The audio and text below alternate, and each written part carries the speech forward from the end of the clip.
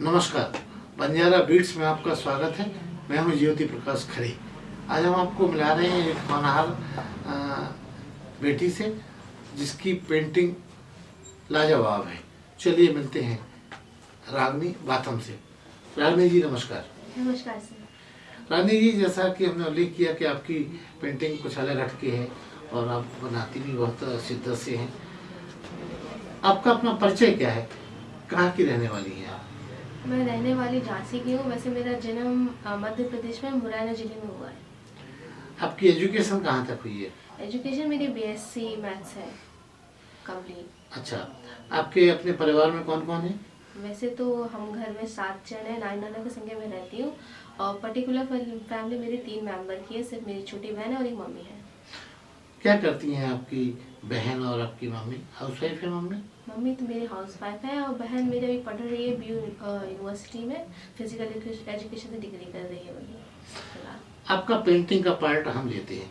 Painting जो आप ये चित्र बनाती हैं, ये कब से आपको रुझान आपका बढ़ा इस तरफ? वैसे तो मैं बचपन से ही, मुझे पेंटिंग करने का बहुत शौक है। कभी कभी मैं कार्टून से बनाती थी पहले, फिर एक्ट्रेस को भी देखा तो अच्छे लगते थे तो से उनको ही बनाया मैंने।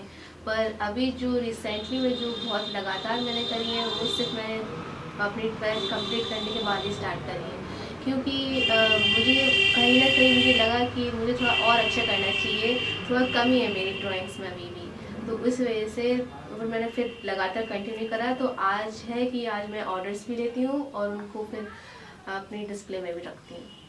तो अगर, चूंकि आपने बताया कि आप कमर्शियल रूप से आप लोगों के पेंटिंग बनाती हैं, पोर्ट्रेट बनाती हैं, तो अब तक कितने आपने ऐसे ऑर्डर्स लिए और उनको खुश किया है? मैं 10-15 तो बना ही चुकी हूँ उसमें। मेरा अभी तक नेटवर्क जो हो चुका है इनसे 1000 से ऊपर तो बना ही चुकी हूँ मैं। 1500 तक तो पहुँच ही गया होगा अभी तक या ऊपर से। तो सबके रिकॉर्ड्स आपके पास सुरक्षित हैं? वैसे तो मैंने कहीं रिकॉर्ड तो ही रखा, हाँ, पर उनकी मेमोरी तो है। फ़ोटो हमेशा मैं अपने पास रखती हूँ, जो जो भी मैंने बनाया अभी तक स्केच, उनके सबके फ़ोटोज़ मेरे पास हैं।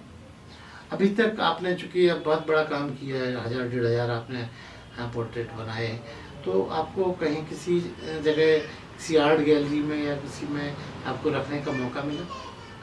हाँ, अभी जस्ट इसके लिए जो रानी लक्ष्मीबाई पार्क में जो एग्जीबिशन लगता है हर संडे, उसमें एक बार मैंने अपना डिस्प्ले में एक आर्ट रखी थी। उसके बाद से तो फिर मैंने नहीं रख पाई थी क्योंकि मैं बिजी हो गई थी कॉलेज में अपने, और फिर स्कूल में आ गई तो उतना टाइम नहीं मिल पाया था फिर मुझे। आपकी जो कृतियां हैं कभी सम्मानित की गई? हाँ, हुआ है। स्कूल में मुझे मिला था एक कैमल का सर्टिफिकेट का मेडल ही मिला था मुझे उसके लिए। और फिर मैंने और आगे भी किया, पर इसके थोड़ा एक्सपोजर नहीं मिल पाया, इस वजह से तो कंटिन्यू नहीं कर पाई थोड़ा बीच में, इसमें मेरा लैग हो गया उसमें। जब आप इतना कुछ कर रही हैं तो इसमें और आगे आप क्या करना चाहती हैं? क्या ऐसा करने की इच्छा रखती हैं जो आपको विशिष्ट स्पेशल बनाता हो? नेशनल लेवल पर इंटरनेशनल पे इसका कंपटीशन होता है। मुझे इंटरनेशनल पे एक नाम तो याद नहीं आ रहा मुझे, पर कंपटीशन उसमें पार्ट लेना है। मुझे बहुत ही मन है, मैं उसकी तैयारी भी कर रही हूँ कि बस धीरे धीरे करके उसके और करीब पहुँचूँगी। फिर जब मैं वहाँ पर सबमिट करूँगी तो फिर उसके बाद उसका रिजल्ट आ जाएगा। रागनी, इसके अलावा आपके और क्या शौक है?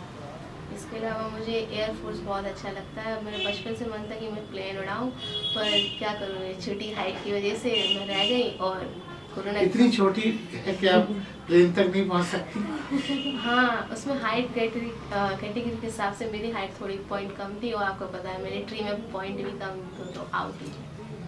तो इसके अलावा कुछ और भी आपके सपने होंगे?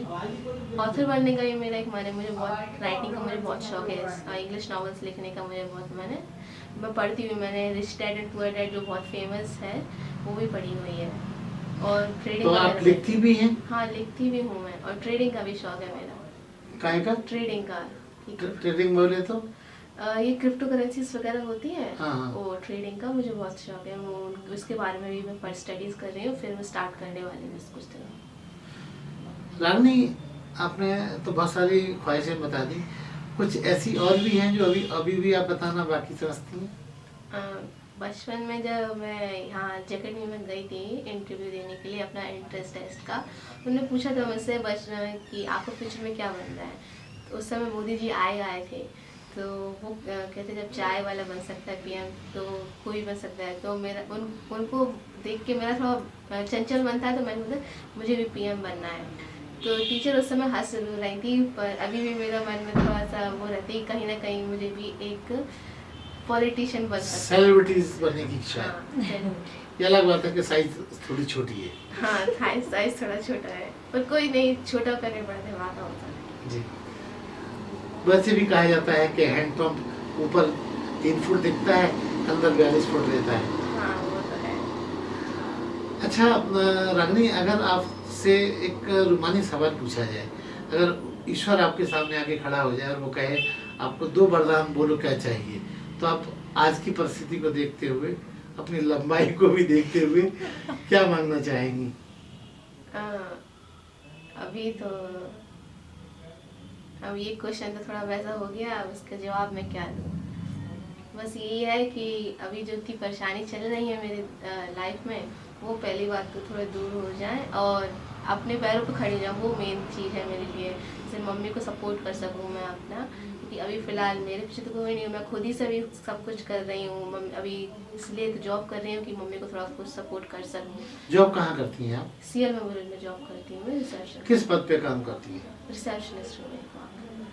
वहाँ तो लंबाई का कोई प्रॉब्लम है नहीं, वहाँ पे कोई लंबाई का वो नहीं।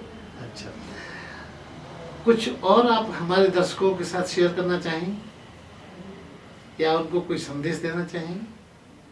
बस ये है कि मेहनत करने से मत चूको, भले ही है कितनी ज़िंदगी में कितनी परेशानी आए, चाहे तुम्हें कितना भी कठिन क्यों ना लग रहा है, कितने भी डिप्रेस क्यों हो तुम, बस लाइफ को जीते जाओ, चलते जाओ। भले तुम्हें समझ में नहीं आ रहा इसके आगे मैं क्या करूँ, पर लाइफ तो लाइफ है, लाइफ गोज ऑन। शेक्सपियर का बहुत फेमस ही डायलॉग उसका वो है पोइट्री, लाइफ हमेशा चलती रहती है, चाहे कोई आए चाहे कोई जाए, लाइफ तो चल रही है। तो इसलिए कोई भी डिप्रेस नहीं हो। जैसे अगर नहीं समझ में आ रहा है तो एक जैसे पोएम में रिदम होती है, ऐसी लाइफ में भी रिदम होती है, अपन को बस मूव ऑन करते रहना चाहिए, बाकी गॉड तो खुद देख ही लेगा। तो ये थी रागनी वाथम, जो साइज का दुखड़ा तो रो ही रही थी बंजारा बीट्स के साथ, लेकिन उनकी ख्वाहिशें बहुत ऊंची हैं और बंजारा बीट भी अपील करता है भगवान से भी कि इनके मन का आसमां इनको मिले। बंजारा बीट से बात करने के लिए रागनी जी बहुत बहुत धन्यवाद। अरे हाँ, इस चैनल को लाइक और सब्सक्राइब करना ना भूलें। देखते रहिए बंजारा बीट्स।